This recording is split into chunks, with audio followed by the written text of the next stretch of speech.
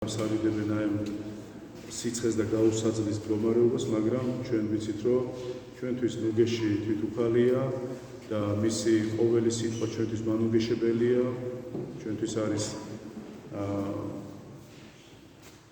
წამალი, ასე ვთქვათ, ყველა იმ უძლურებისა და ამიტომაც ვეცადოთ, რომ არ მოვიქოთ მადლი, არ მოვიქოთ ღვთის ეს სწავლება. ძალიან ბევრი ადამიანი ალბათ გასულია ქალაქგარეთ, ძალიან ბევრი ადამიანი ალბათ ისვენებს და ყველა აქედან მოუწოდები, რომ სადაც არ უნდა იყვნენ მაინც მოწესრიგებულნი ღვთისალში, რომ ეზიარონ, უზიარებლები არ იყვნენ და ასე შემდეგ. თუმცა შეიძლება ძალიან ბევრი კიდეც არ წასულონ, მაგრამ არც მოგზანდა, იმიტომ რომ ესე ჩათვალა საჭიროდ. ყველას თავისი ალბათ აზრი აქვს ამ თემასთან დაკავშირებით. მე მინდა დღევანდელი სახარება, რომელიც არის ჩვენ ვიცით ამ სახარების განმარტებაც, ეს არის 5 პურით და 2 თევზით მაცხვარმა რომ დააპურა მრავალი ათასი ადამიანი და ამას მოგითხროთ, რა თქმა უნდა. მაცხოვარი ალბათ თქვენ ყოველი სახარების კითხვის დროს თვალს ადევნებთ, რომ მოდიოდა და მას ასე არ იხოვე, მოსდევდა ერი მრავალი. რა თქმა უნდა, მაცხოვარს ძალიან ბევრი ადამიანი ეხვია გარს. მე ადრეც მithმავს, რომ ბევრი მოდიოდა, რომ კურნება მიეღო, ბევრი მოდიოდა, რომ ესე ვთქვათ, ეყურებინა ამ ყველაფერს. ზოგი ძალიან შორიდან ადევნებდა თვალყურს. პრინციპში დღესაც ესეა ჩვენ საზოგადოებაში, იმიტომ რომ ტაძარშიც ბევრი მოდის, იმიტომ რომ მას ჭირდება ეს, ბევრი მოდის, იმიტომ რომ გვერდთან მხრიდან შეხედოს და რა თქმა უნდა ჩვენ არ განვიკითხოთ, უბრალოდ ყოველთვის ესე იყო და არის და მაცხოვარმა გვეუბნება წმინდა სახარება, რომ შეებრალა ისინი და განკურნა მათი სნეულებანი, ანუ განკურნა ეს ადამიანები და სხვათა შორის საღამო ჟამია უკვე ბინდება და მასთან მიდიან მოციქულები და ეუბნებიან, რომ განუტევი, ანუ გაუშვი ეს ხალხი, რამე თუ ღამდება, უდაბნოა და იყიდონო თავისთვის რამე საჭმელი, იმიტომ რომ ცოდოები არიან უდაბნოში მშივრები, მწყურვალი ხალხი და მაცხოვარი ეუბნება, რომ თქვენ მიეცით მაგას საზდელი, თქვენ ეცით მაგას ჭამადი. ასე ჟღერს ძველ ქართულად. და ეუბნებიან მოციქულები, რომ ჩვენ არ გვაქვს გარდა 5 პური და 2 თევზი. და მაცხოვარი ბრძანებს, რომ მომიტანეთ აქო. და მოუტანენ ამ 5 პურს 2 თევზს და ილოცებს, აკურთხებს და მისცემს მოციქულებს, რომ დაარიგონ ეს 5 პური და 2 თევზი, რომელიც უკვე გაათასმაგებულია და გვეუბნება წმინდა სახარება, რომ დაანახდნენ ეს ადამიანები და რაოდენობას გვეუბნება მახარებელი. 5000 კაცი თვინიერო, ანუ ბავშვებისა და დედაკაცებისა. ანუ 5000 კაცი ქალებისა და ბავშვების გარდა. მე ბევრჯერ მქონდა ჩვენ ამაზე საუბარი. ჩვენ შეიძლება ვივარაუდოთ 8000 ან თუნდაც მეტი, იმიტომ რომ ნახეთ, ოჯახებით იყვნენ ადამიანები წასული ღვთის სიტყვის მოსასმენად, რომ მაცხოვრისთვის მოესმინა. შესაბამისად, ჩვენ ეპოქაში კი არ იყვნენ, რომ ერთი შვილი ყავს და თავს დაგვოფინებთ, არა. ბევრი ყავდა და შესაბამისად, ანუ სავარაუდოა, რომ აქ იყვნენ ალბათ 12,000 ადამიანი.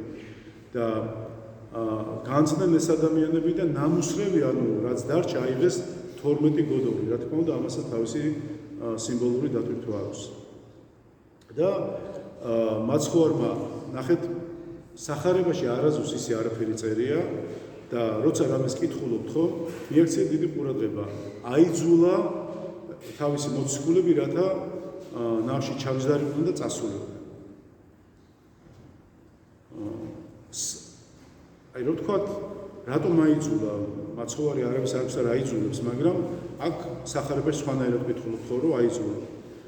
და ჩვენ ამას განმარტავთ, რა თქმა უნდა. მოდი იქიდან დავიწყებ მე განმარტებას, მე შინაარსი გითხარით, რომ მაცხოვარი როცა ქადაგებდა, მას ძალიან მრავალრიცხოვანი ადამიანები ხალხის სიმრავლით ანახდა და შესაბამისად ყველა ელოდებოდა ან სულიერ ან ფიზიკურ განკურნებას, რასაც იღებდნენ კიდეც წმენით და ჩვენ ძალიან ხშირი მაგალითები გვაქვს და წინ გვიდევს თუ ადამიანები როგორ მიდიოდნენ მაცხოვართან როგორი წვენით ან ზოგი გამოსაცდელად, მაგრამ ამას ყოველივეს მაცხოვარი ხედავს, უფალი გულთამხილველია და შესაბამისად ანუ ხედავს.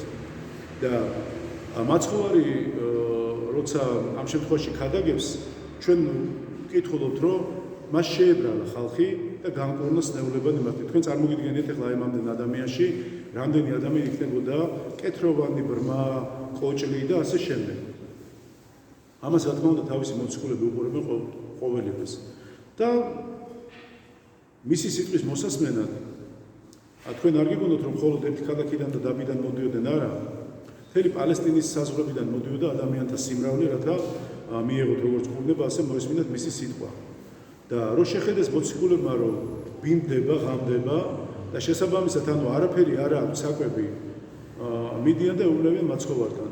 მე აქ ხაზი მინდა გავსვა თითქოს მაცხოვარმა არ იცოდეს რომ ბინდება, ან რომ მათ საკვები არ აქვს, ჩვენ გვავიწყდება ძალიან ხშირად თუნდაც ჩვენთან თავთან მიმართებაში, რომ უფალი გულს ხედავს კაცისას და ყოველივე მან უწყის. ჩვენ ხო როცა ვწოდავთ ვიმალებით, ჩვენ ხო წოდასაც ვმალავთ ზოგადად, მაგრამ ისიც გვავიწყდება რომ ყოველი ის ცოდვა ან უკეთური საქციელი ან თუნდაც ნებისმიერი რაც იმალება და იჩმალება ყოველივე უფალმა უწყის და ყოველივე ანუ გაცხადდება. ამიტომ არის რომ მაცხოვარმა იცის რა თქმა უნდა და მოციქულები უნდა გაუშვი ხალხი წავიდნენ ქალაქში დაბაში და იყიდონ თავისთვის საზდელი. მაცხოვარი ეუბნება თქვენ აჭამეთ. მოციქულები ახლა ეუბნებიან რომ ჩვენ რა მივცეთ? მხოლოდ 5 პური გვაქვს და 2 თევზი. ანუ ნახეთ მე კიდევ მინდა ხაზი გაუსვა რომ მუდმივად მაცხოვართან იყვნენ. თუნდაც აი დღევანდელი სახარების მდგომარეობიდან რომ გამოვიდეთ, ხო? მის გვერდით იყვნენ. ნახეთ, გვეუბნება სახარება განკურნა მათი სნეულებანი, ანუ ამ 12000 ადამიანი და რამდენ ადამიანს გადაარჩენდა, ხო? განკურნებდა სნეულებისგან, მაგრამ მაინც იმ ცოდვილი ბუნებიდან ხდებოდა, ასე ვთქვათ, ათვლა, გამოთვლა, როგორც უნდა დაარქვით. და ეუბნებიან და მაცხოვარი ეუბნება რომ თქვენ მიეცით ჭამა და ამათ უთხრეს ისევ აი ესეთი მდგომარეობით 5 თევზი გვაქვს და 5 პური გვაქვს ბოდიში და 2 თევზი და ეუბნება მაცხოვარი მომიტანეთ მე აქ ეს იგივე სახია იმის და სიმბოლო რომ შემდგომად როცა მაცხოვარი ჯვარზე ეცმეოდა ჩვენი ცოდვებისთვის და რომ ამაღლდებოდა ეს ყოველივე გასაკეთებელი იქნებოდა მოციქულების. ამიტომ იყო რომ ისინი მუდმივად უნდა შემზადებული იყვნენ ამის რომ დადგებოდა დღე, როცა მაცხოვარი ხორციელად მათთან აღარ იქნებოდა. შესაბამისად მოაქვთ ანუ 5 პური 2 თევზი, როგორც გითხარით, აკურთხებს, ილოცებს და მისცემს მოციქულებს რომ დაარიგონ ეს თევზი და პური. და საოცრება. აი ეს ამდენი ადამიანი კიდეც ჭამს პურსაც, თევზსაც, კიდეც ესე ვთქვათ, დანაყდებიან და აიღებენ 12 გოდორ დარჩენილ, ესე ვთქვათ, საკვებს. 12 გოდორი, ალბათ იცით, ხო, 12 ისრაელის შტო. რას ეუბნება მაცხოვარი მოციქულებს, რომ თქვენ იქნებით 12 ისრაელის შტოს გამკითხვებნი. ამიტომ არის რომ იოანე ოქროპირი შეერთეთ ქადაგებაში ესე ბრძანებს იუდას მიმართავს. იუდაო, ყველაფერი თუ დაგავიწყდა, რაც მაცხოვარმა გააკეთა სიკეთენიო. გოდორი რომ ათრიე შენი ზურგით ეგ როგორ დაივიწყეო. ნახეთ რატომ ეს სიტყვებსაც გამართა პირველი, რომ უდაბნოში არა მარტო სიარული გოდრით კი არა, ისეც რო იაროს ადამიანმა გაუჭირდება რამე თუ უდაბნოა, მუდმივად წყლობის შეგრძნება და ასე შემდეგ მზე და მთელი ამბავი. მეორე მას ეს ტვირთი როგორც არ მარტო ტვირთი კი არა, თავისი წილი პასუხისგებლობა ჰქონდა, წეგან გითხარით 12 ისრაელის შტო, ანუ 12 შტოს, ესე ვთქვათ, ხელმძღვანელი იყვნენ, ესე დავაყო. და ახსენებს იოანე ოქროპირი, რომ დაუშვათ მკელობელი გამართა, მკვდარი აღადგინეს, ყოველივე დაგავიწყდა. დასავიწყებელი არ, მაგრამ შენი ზურგი მთელი უდაბნო რომ ათრია ეს გოდორი ეს როგორ დაივიწყე, იმიტომ რომ ცხოვრებაში ადამიანს ნახეთ როგორ არის მოწყობილი. ფუფუნებაში რომ ცხოვრობს ადამიანი, რაღაცები ავიწყდება, არ მისდევს ბოლომდე, იმიტომ რომ განცხრომაშია, მაგრამ რასაც კი თავის ცხოვრებაში სისხლის ფასად და ოფლის ფასად, იმ ცხენლების ფასად აკეთებს, ის ცხოვრებაში არ ავიწყდება. არ შეიძლება ის დაგავიწყდეს ადამიანს ის ტკივილი და ის სულის ტკივილი რო იტყვია. ამიტომ არის რომ ამას ახსენებს იოანე ოქროპირი, ესე ვთქვათ, იუდას. შესაბამისად, ნახეთ, გვეუბნება სახარება, რომ თვინიერ მამაკაცებისა, რომელიც 5000 თვლიდა, იყო დედაკაცი და ბავშვი, ანუ უფრო ბევრ იმასთან გავდივართ, რა ქვია, რიცხვებთან. თქვენ წარმოგიდგენიათ, მარტო ის კი არა, რომ 12 ტომის, ესე ვთქვათ, 12 მოციქული არა, რატო ათრიეს, იცით ზურგით ყველა, თუ გაქვთ თქვენ პასუხი ამაზე, აი ხო შეიძლება სადმე წაგიკითხათ, მართლმადიდებლურ სწავლებაში ამოგეკითხათ, იცით რატო? მუდმივად მაცხოვარი, აბა ნახეთ რას აკეთებს, მკვდარი აღადგინეუნეო, მიეცით მაგას ჭამადი. არ არის ესე ხო აუკვდათ რატომ? იმიტომ რომ ვინმეს არ ეგონოს, რომ რამე ზმანება, ვინმეს არ ეგონოს, რომ რაღაცა იმასთან აქვს საქმე, რამე თუ ლანდია და მოლანდება, როგორც ისინი ებრაელი ხალხი აღიქვავდა, ლანდი და სული ვერ შეჭამს, გარდა ხორცისა ვერ შეჭამს, გამორიცხულია. ამიტომაც ნახეთ თავის ზურგით ათრებინა, ატარებინა, იმიტომ რომ ეგრეთ რომ სუბუქი კი არ იყო და რამე კი არ ელანდებოდა, არამედ შიგნით ის თევზი და პური ელაგა, რომელიც მან აკურთხა და გარდააქცია რომ ეჭამა მათ და აი ეს ნამუსრავი, აი ეს მორჩენილი ისევ 12 გოდორი, 12 ისრაელის 12 შტოს ანუ სამწყებსად, ანუ მოციქულებისთვის. და შესაბამისად გვეუბნება სახარება, რომ მექვსეულა დაიძულა, რათა ჩამსხდარიყვნენ ნავში და წასულიყვნენ. აქაც კითხვა შემიძლია დაგისვათ, ბევრჯერ მაქვს ეს ნათქვამი, რატომ აიძულა? ვიცი ახლა დაიბრა ცხელა მამაო სადღა მუშაობს twini, ანუ ჩემი twini უნდა მუშაობდეს ვალდებულია, ხო? ანუ მე ბევრჯერ მithქვათ თქვენთვის რომ აბა გაიხსენეთ იქ ჩვენ დიდ მარხვაშიც გქონდა ამაზე საუბარი, რატო აიძულა მოციქულებს ეს? პირველ რიგში მე აგიხსენით ქადაგება რო დავიწყე, რომ გულს ხედავს კაცისას და იმ ადამიანების გონებაში რა იხარშებოდა იმ მომენტში ყველაფერი იცოდა და იყო ესეთი რა კარგია, ნახეთ, პური 5 აღამაღლა გახდა სიტყვით 5000, 2 თევზი და 2000 და პირობითად და ყავდეს მეფე ხურიათა. იყოს მეფე, არც იმუშავებდნენ, არც დათესავდნენ, არც არაფერს არ გააკეთებდნენ. აღამაღლებდა, იკითხებოდა პური, საჭმელი ექნებოდა, სასმელი ექნებოდნენ და იროდისაც ანუ გადააგდებდნენ, ანუ ეროდე მეფეს და მოდი ესე ვთქვათ, ანუ მათ გონებაში იხარშებოდა ისევ აი ეს კუძზე რაც გადის.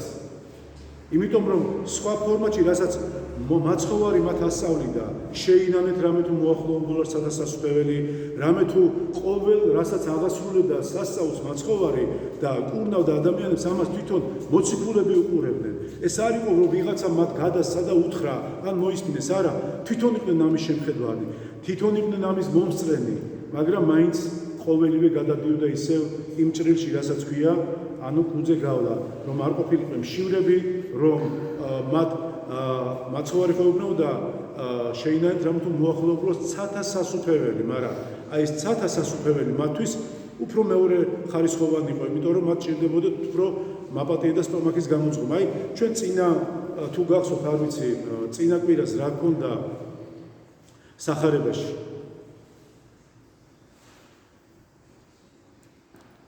ბრავო. აი მაგიტომ არის ყველა კი არ გეუბნებით, კარებამდე არ მიყრობათ აქ მოსმენილი ქადაგება. კარებამდე არ მიყრობათ. ნუ მოკლედ კაი აღარ გავაგზავნე მაშინ და ამ ქადაგებას დავამთავრებ, იმიტომ რომ ვატყობ რაც უნდა ბევრი ვილაპარაკო, თუ ადამიანს ყურებს შეუნავ შეუშვას, მაინც არ შეუშვებს და აზრი არ აქვს ყველაფერს. ამიტომ რომ მე ამ სახარებას მაშინ დავამთავრებ ესე, რომ მაცხოვარმა ჩასვა, იმიტომ რომ ანუ ესენი განიხილავდნენ, გახსოვთ თქვენ ის მომენტი იაკობ ზებედეს ზედაც მამისი რომ მივიდნენ და ეუბნებიან რომ ერთი მარჯვნივ დაგვეყრენ და მეორე მარცხნივო, ეს მაინც თუ გახსოვთ. აქაც ანუ ადამიანური ჭრილი არანაირი ის ფიქრობდნენ რომ რაღაცა უფრო მაღალ თანამდებობაზე იქნებოდნენ და ასე შემდეგ. და ჩასვა ნავში და გაუშვა და ერი რა თქმა უნდა გაუშვა თავის სახლებში, რათა ანუ ამათ თავში არ მოხარშულიყო ის ასე ვთქვათ ეს ცუდი ზრახვები რაც იყო რომ ანუ მიწიერ მეფედ გაეხადა და არა ის რასაც მაცხოვარი ჩვენ გვთავაზობდა და პირდებოდა. და ამ სახარების გაგრძელება, თუმცა აქ არ არის, მაგრამ ანუ გაგრძელება ეს ხომ უხლებათ არის, რომ ამ დროს აბა რა მოდის სახარებაში? მოდის ის, რომ მაცხოვარი ზღვაზე სულით ეცხადება მოციქულებს. აი ეს არის ზუსტად იმისი, რაც ჩვენ რაც უბრალოდ მე გითხარი, ჩასვა ნავში და გაუშვა და თვითონ დარჩა სალოცავად მთაზე. და ამის მერე მიდის ზღვაზე სულით მოციქულებთან. ეს იყო დღევანდელი სახარება. უფალმა დაგლოცოთ. მე მართლა გულწადკენია